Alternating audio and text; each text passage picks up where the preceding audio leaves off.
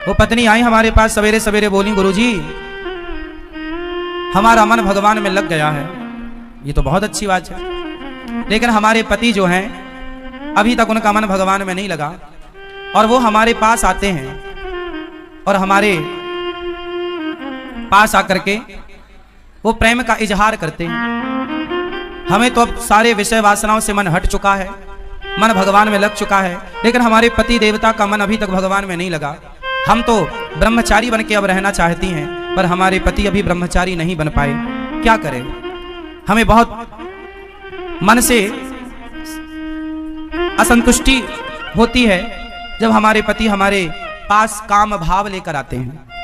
हमारा मन बेचैन हो जाता है कि हमारे हृदय में जो कृष्ण है पता नहीं वो निकलकर बाहर ना चले जाएं। ऐसा उस बहन ने मेरे से सवाल किया कि जब पति काम भाव से अपनी पत्नी के पास आता है तो पत्नी को अच्छा नहीं लगता, क्योंकि पत्नी के अंदर भगवत भक्ति जाग गई है, प्रेम जाग गया है। ये सवाल आप में से बहुत लोगों का भी हो सकता है, बहुत पुरुषों का भी हो सकता है, बहुत स्त्रियों का भी हो सकता है, पर चूंकि सवाल बड़ा अटपटा है तो लोगों को पूछने में भी संकोच होता है, इसलिए हम आपको इसका समाधान देते हैं। मैंने उनको ये बात समझाई, बता दिया उनको। शायद यहाँ बैठी हो तो वो, चूंकि ऐसे प्रश्न सवाल माइक में तो वो कर नहीं सकती थी, पर सवाल तो सवाल है, तो हमने उत्तर सोचा कि चलो इस बहाने आपको उत्तर दे दें। प्रश्न समझ में आ गया? अब उत्तर सुनो। हमने उनसे बोला कि आपके पति, आप तो भक्ति में रम गई हो, बहुत अच्छी हो आप, कि आपके हृदय में कृष्ण विराज गए हैं, भक्ति विराज गई है, आपका दिन रात भगवत चिंतन में ही मन लग रहा है, बहुत अच्छी बात है। लेकिन जो आपके पति हैं अभी उनका मन विषयों में है, और यदि आपने भी इनकार कर दिया कि आप हमारे पास मत आओ तो आपके पति फिर पराई स्त्री के गामी हो जाएंगे, वो दूसरी स्त्रियों के पास जाने स्टार्ट कर देंगे, वैश्याओं का गमन करने लग जाएंगे, वैश्यागामी हो सकता है इसलिए तुम्हारा पति। इसलिए तुम्हारे अंदर तो कोई वासना है नहीं, लेकिन पति के अंदर यदि है तो पति पत्नी के पास ही तो जाएगा। यदि तुमने भी उसे हटा दिया अपने पास से तो वो वैश्यागामी, उसका चरित्र बिगड़ जाएगा। इसलिए तुम्हारा धर्म है। मीराबाई के साथ भी यही था, बिल्कुल सेम।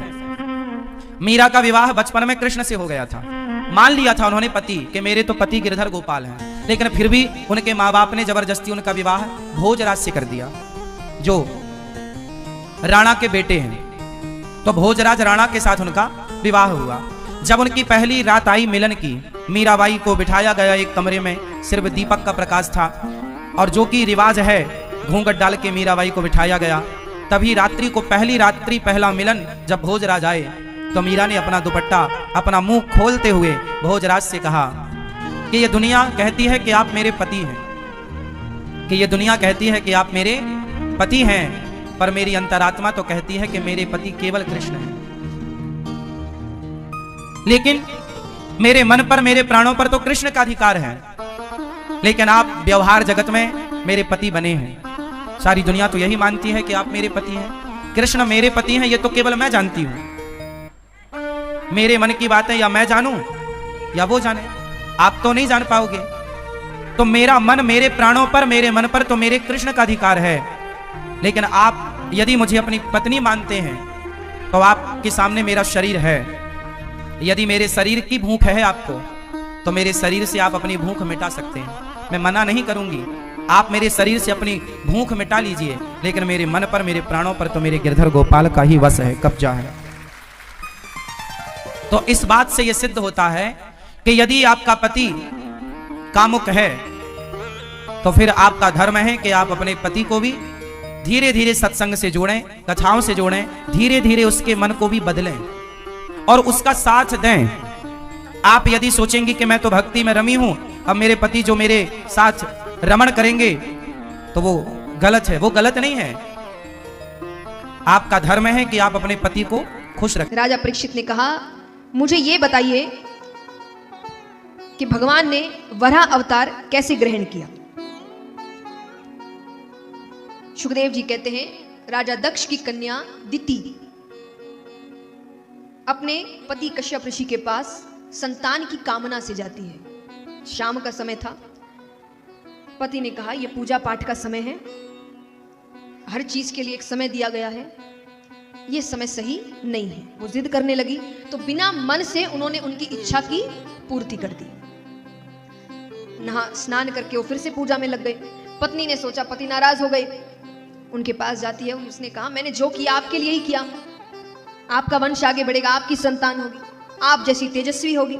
उन्होंने कहा नहीं, गलत समय में किया हुआ कार्य गलत परिणाम देता है। कैसे गलत? बोले तुम्हारे पुत्र होंगे और एक नहीं 2 जुड़वा पुत्र होंगे, पर महादुष्ट होंगे। और दुष्ट भी कैसे? राक्षसों में उनकी गिनती की जाएगी, दैत्य होंगे तुम्हारे यहां। कौन चाहेगा उनके बच्चे राक्षस निकले? वो रोने लग गई। वो कहती मैंने कोई गलत इच्छा से कोई काम नहीं किया था, मुझे सिर्फ संतान चाहिए थी। अपनी गलती मानती है। तब उन्होंने कहा देखो इसको तो नहीं टाल सकते, बच्चे तो ऐसे ही होंगे तुम्हारे, पुत्र तो, लेकिन जो पौत्र होगा तुम्हारे वो भगवान का परम लाडला होगा। उस छोटे से बालक का नाम बड़े बड़े भक्तों में लिया जाएगा। और वो कौन था? प्रहलाद। दिति के पौत्र हुए थे प्रहलाद। तो पुत्र कौन हुए? हिरण्याक्ष और हिरण्यकश्यप। अब देखिए, क्योंकि सुनने में ये बातें अजीब लगती है पर समय अलग है। जब गर्भ धारण करते हैं तो कितने समय के लिए गर्भ धारण करते हैं? 9 महीने। दिति ने 100 वर्षों के लिए गर्भ धारण किया। और बालक जब हुए तो विचित्र अस्त्र शस्त्र लिए पैदा हुए, और पैदा होते ही विशाल रूप को धारण करते हैं, राक्षस पैदा हुए हैं। अब यहां पर सुखदेव जी से पूछते हैं राजा परीक्षित कि ये ऐसे विचित्र क्यों हुए और ये कौन है असल में? तब सुखदेव जी कहते हैं कि ये और कोई नहीं भगवान के द्वारपाल हैं, जय और विजय। क्यों? एक बार भगवान आराम कर रहे थे, सनकादि ऋषि आते हैं, उनको कुछ जरूरी काम था भगवान से। उन्होंने द्वारपालों से कहा कि भगवान को बुला दीजिए। उन्होंने कहा वो आराम कर रहे हैं। अरे बोले मुझे बहुत जरूरी काम है, आप उनसे कहिए कि हम आए हैं, अगर वो कह देंगे जाने के लिए तो हम चले जाएंगे। जय विजय कहते हैं समय देखते नहीं हो, कभी भी आ जाते हो। उनका निरादर करते हैं, निरादर करते हैं तो उनको क्रोध आता है। क्रोध में आकर उन्होंने श्राप दिया कि जिस बात का तुम्हें घमंड है कि तुम भगवान के इतने करीब हो, मैं उसी घमंड को तोड़ता हूं और श्राप देता हूं कि 7 जन्मों तक तुम भगवान से दूर चले जाओ। श्राप सुन के तो वो डर गए, बहुत रोते हैं, बहुत माफिया मांगी, बहुत क्षमा याचना की। तब वो कहते हैं कि श्राप को टाल नहीं सकता पर कम कर सकता हूं। 7 जन्म की जगह 3 जन्म हो सकते हैं, लेकिन 3 जन्म में तुम्हें भगवान से ऐसी दुश्मनी लेनी पड़ेगी, इतनी दुश्मनी कि भगवान को तुम्हारे लिए अवतार लेना पड़े। तब इनके जो 3 जन्म हुए थे वो एक था हिरण्यकश्यपु भाई भाई बनके, दूसरा जन्म था रावण और कुंभकर्ण, और तीसरा था शिशुपाल और दंतवक्र। ये 3 जन्म हुए थे जब ये तीनों ने भगवान से अत्यंत दुश्मनी ली है।